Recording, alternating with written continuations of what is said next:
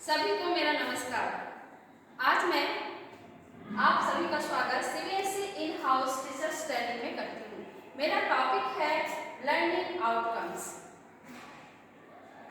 जिसे सीखने के प्रतिफल कहते हैं। सीखना यानी जन्म से लेकर मृत्यु तक व्यक्ति कुछ ना कुछ सीखते रहता है, तो ये सीखना और प्रतिफल का अर्थ है परिणाम। सीखने के बाद क्या परिणाम आते हैं उसके विषय में हम लोग आज आगे देखेंगे। पहला है सीखने के प्रतिफल में विद्यालयों में अध्ययनरत छात्रों को गुणवत्तापूर्ण शिक्षा प्रदान करने के उद्देश्य से राष्ट्रीय एवं राज्य स्तर पर कई नए प्रयास किए जाते हैं।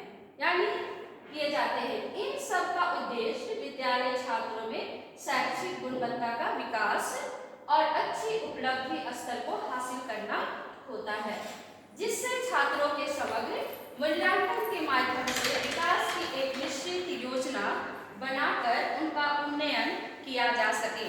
यानी हम यहाँ पर जैसे दिख रहा है कि विद्यालय में अध्ययनरत छात्र यानी जो भी बच्चे अध्ययन करते हैं उनका गुणवत्तापूर्ण शिक्षा उनका जो गुण होता है उसका हम विश्लेषण यहाँ पर करते हैं, उसकी उपलब्धि के स्तर को देखते हुए। एक शिक्षक की भूमिका, सीखने के प्रतिफल में एक शिक्षक की भूमिका क्या होती है? बच्चे विद्यालय में अपने सीखने के अनुभव के साथ प्रवेश करते हैं। कोई भी बच्चा है जो सीखता है तो सीखने के अनुभव के साथ ही बच्चे यहाँ पर प्रवेश करते हैं। बच्चे कई तरह के होते हैं, सबके अपने अपने विकास के स्तर होते हैं, तो उन स्तरों को लेकर बच्चे विद्यालय में प्रवेश करते हैं। विद्यालय बच्चे के मौजूदा अनुभव के आधार पर सीखने की आगामी प्रक्रिया के गठन का दायित्व उठाता है। यानी वो अनुभव से वो सीखता हुआ चला जाता है। बच्चा जब विद्यालय में वो प्रवेश करता है तो अपने अनुभव से जो शिक्षक पढ़ाते हैं उसको तो वो ग्रहण करता ही है, साथ साथ वो अनुभव से भी वो सीखता चला जाता है, दायित्व उठाता है। इस प्रकार हम किसी भी स्तर की शुरुआत बच्चे का अधिगम भिन्नता से नहीं करते।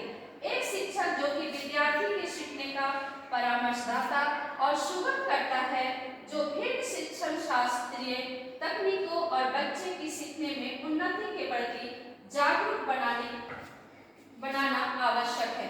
यानी यहाँ पर जब सर्वप्रथम बच्चे जब प्रवेश करते हैं तो हम उनके अनुभव और शिक्षा देकर जो बच्चे को सिखाते हैं, तो यह जो शिक्षक है वो शिक्षक की भूमिका होती है कि उस समय हम बच्चे के स्तर को नहीं देखते हैं, उसे शिक्षा देते जाते हैं।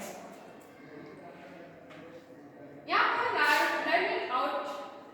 लर्निंग ऑब्जेक्टिव्स गोल यहाँ पर दिखाया गया है। एक संरचना के आधार पर यहाँ पर दिखाया गया है सीखने के प्रतिफल को, learning outcome, learning indicators and learning objectives and goal. यहाँ है अधिगम के उद्देश्य, सीखने के प्रतिफल का जो है उसका उद्देश्य क्या है। तो पहला है ये सीखने के विभिन्न उद्देश्य, इसके उद्देश्य बहुत अधिक है। यह बताते हैं कि बालक को क्या सीखना है, यानी बालक को शिक्षक ही उनको बालक को क्या सीखना है। तो क्लास नर्सरी से लेकर 12th तक में बच्चों को क्या क्या सीखना है, कैसे सीखना है, एक शिक्षक बताते हैं और ये बताते हैं कि बालक को क्या सीखना चाहिए। इनका मापन तुरंत संभव नहीं होता है। अगर हम सिखाते हैं तो इसे हम तुरंत माप भी नहीं सकते, उसके मापदंड उसके बुद्धि लब्धि को हम तुरंत मापते भी नहीं हैं, क्योंकि छोटे बच्चे होते हैं। उदाहरण जैसे कि सृजनात्मकता, भाषा का ज्ञान, संख्या ज्ञान, ये सारे जैसे यहाँ पर उदाहरण के तौर पर दिया गया है सृजनात्मक, बच्चे में क्या सृजनात्मक शक्ति है उसका विकास को मापते हैं। भाषा का ज्ञान बच्चों में कितना हुआ है आते ही उनमें कौन कैसे है बच्चों का, और संख्या ज्ञान को भी देखते हैं।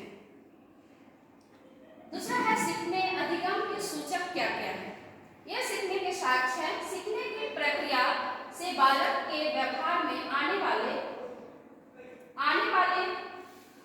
परिवर्तन को मापने के लिए मूल्यांकन बिंदु यहाँ पर दिखाया गया है कि सीखने की प्रक्रिया में जब हम बच्चों को सिखाते हैं तो जब सिखाते हैं बच्चों में तो उसको मापने की जो प्रक्रिया है कि मूल्यांकन बिंदु क्या है। हम हमेशा क्लास में जब भी हम लोग बच्चों को कक्षा में जब सिखाते हैं तो उसके मापने के अलग अलग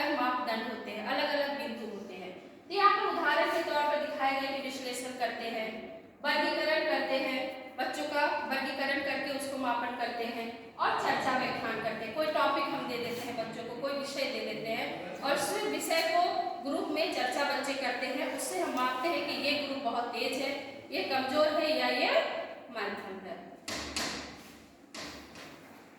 यहाँ पर दिखाए गए लर्निंग आउटकम से इसके 3 आयाम यहाँ पर दिखाए गए कि लर्निंग आउटकम है, इसमें करिकुलम एक्सेप्शन है, पेडागोजिकल प्रोसेस है और लर्निंग इंडिकेटर्स।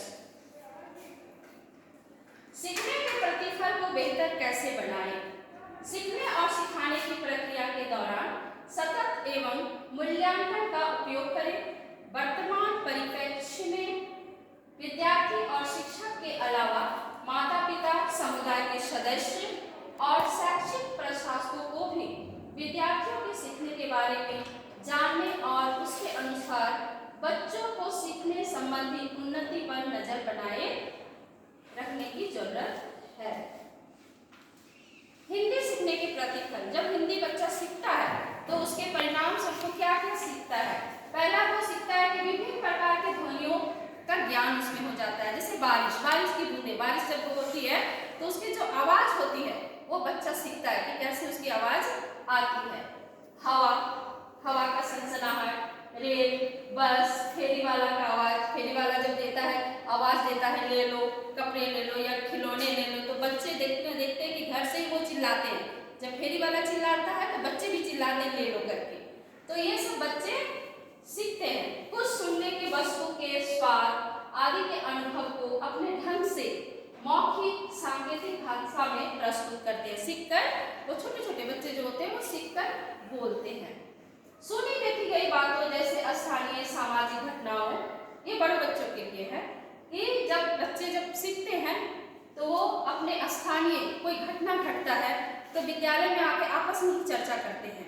स्थानीय घटना घटता है तो आपस में अपनी ही बातों से आदान प्रदान करते हैं और सीखते हैं कि कैसे घटना का वर्णन किया जाता है। सामाजिक घटनाएं, कार्यक्रमों की विधियों पर बौद्धिक बात करते हैं और फिर प्रश्न भी करते हैं। देखी सुनी रचनाओं, घटनाओं, मुद्दों पर बातचीत को अपने ढंग से आगे बढ़ाते हैं।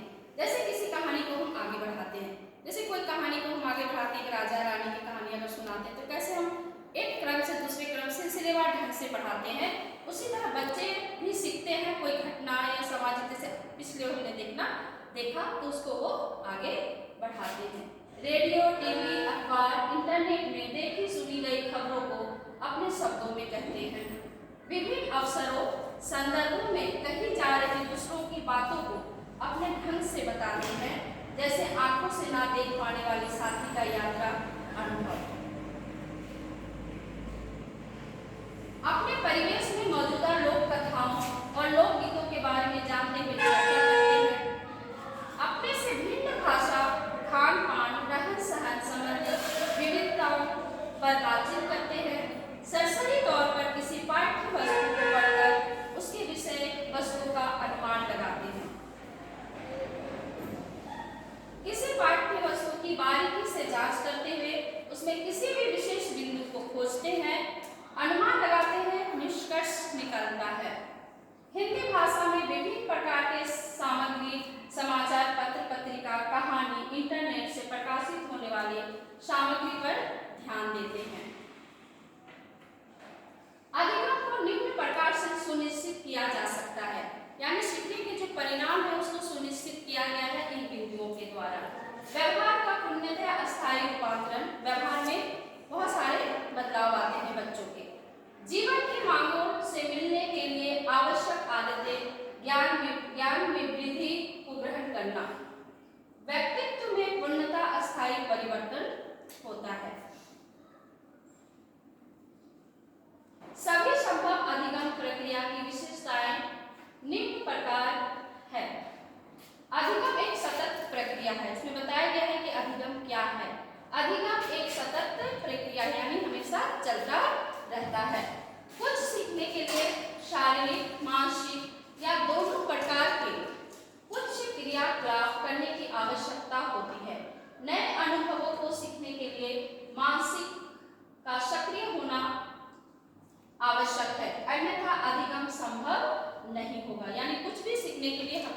मानसिक रूप से स्वस्थ होना आवश्यक है। अधिगम व्यक्तिवादी होता है। व्यक्तिवादी है, अपने कक्षा में यह अवलोकन किया गया होगा कि कुछ बच्चे अधिक और शीघ्रता से सीखते हैं और अन्य धीरे धीरे सीखते हैं। वास्तव में विभिन्न व्यक्तियों के अधिगम की गति भिन्न भिन्न होती है। अधिगम एक प्रत्यक्ष लक्ष्य है। प्रत्येक मनुष्य अपने जीवन में कुछ लक्ष्य को प्राप्त करने की अभिलाषा करता है। इन लक्ष्यों को अधिगम के द्वारा प्राप्त किया जा सकता है। यदि प्राप्त करने के लिए कोई उद्देश्य नहीं है, तब अधिगम की कोई आवश्यकता नहीं होगी। यानी कि अगर कोई सीखना नहीं चाहता है, तब तक यहाँ पर कहा गया है कि अधिगम की कोई आवश्यकता ही नहीं है। यहाँ पर अधिगम सुविचारित है। जब कोई व्यक्ति अपने लिए लक्ष्य निर्धारित करता है, तब वह लक्ष्य प्राप्त करने के लिए जानबूझकर कुछ क्रियाकलाप करता है। यदि उसके पास लक्ष्य तक पहुंचने के लिए कोई विचार नहीं है या उसके बारे में सोच नहीं पाता है। यहाँ पर मौखिक भाषा का विकास, यहाँ पर एक चार्ट के द्वारा दिखाया गया है कि बच्चों में मौखिक भाषा का विकास किस प्रकार हो रहा है। सुनना और बोलना, पहले सुनता है, सुनने के बाद वो मौखिक रूप से प्रकट करता है, बोलना। ध्यान देने की अवधि और सुनना, पहले वो ध्यान देता है उसे और उस बात को वो सुनता है। फिर रचनात्मकता, अभिव्यक्ति और वार्तालाप।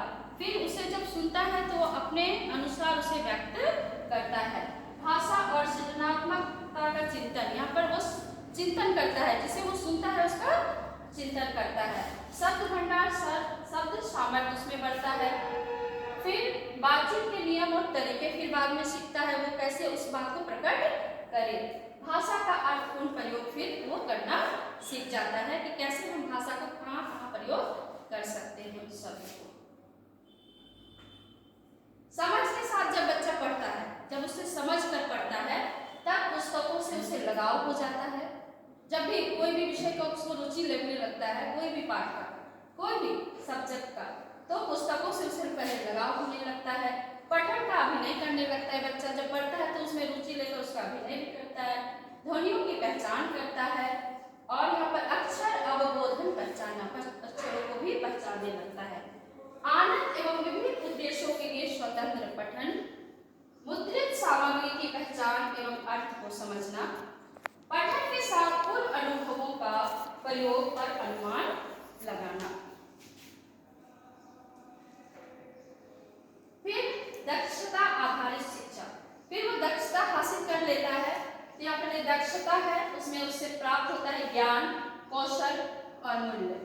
उसके बाद अब लोकनीय और मापनीय योग सीखने के प्रतिफल उसमें आ जाते हैं। वास्तविक जीवन स्थिति में ज्ञान का फिर हस्तांतरण होता रहता है।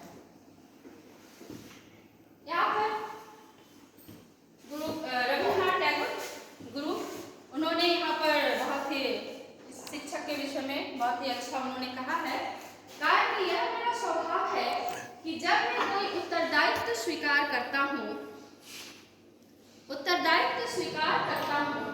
तो मैं अपनी सारी शक्ति से कर्तव्य पालन में निमग्न हो जाता हूँ और अपने उत्तरदायित्व से कभी अलग नहीं हटता। एक बार सौभाग्य से मैं शिक्षक बन गया। मैंने अपना कार्य पूरी लगन से किया और यह कार्य करने में मैंने जो आनंद पाया उसने मुझे गुरु से गुरुदेव तक पहुंचा दिया।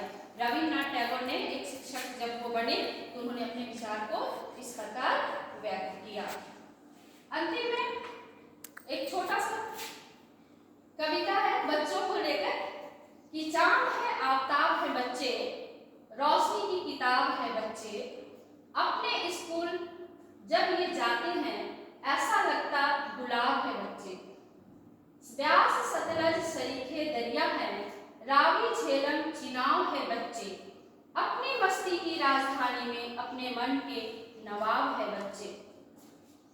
जब कभी भी ये खिलखिलाते हैं ऐसा लगता रवाब है बच्चे, जिनको संस्कार शुभ मिले हैं वे हर जगह कामयाब है बच्चे। क्या फरिश्ते किसी ने देखा है, कितना अच्छा जवाब है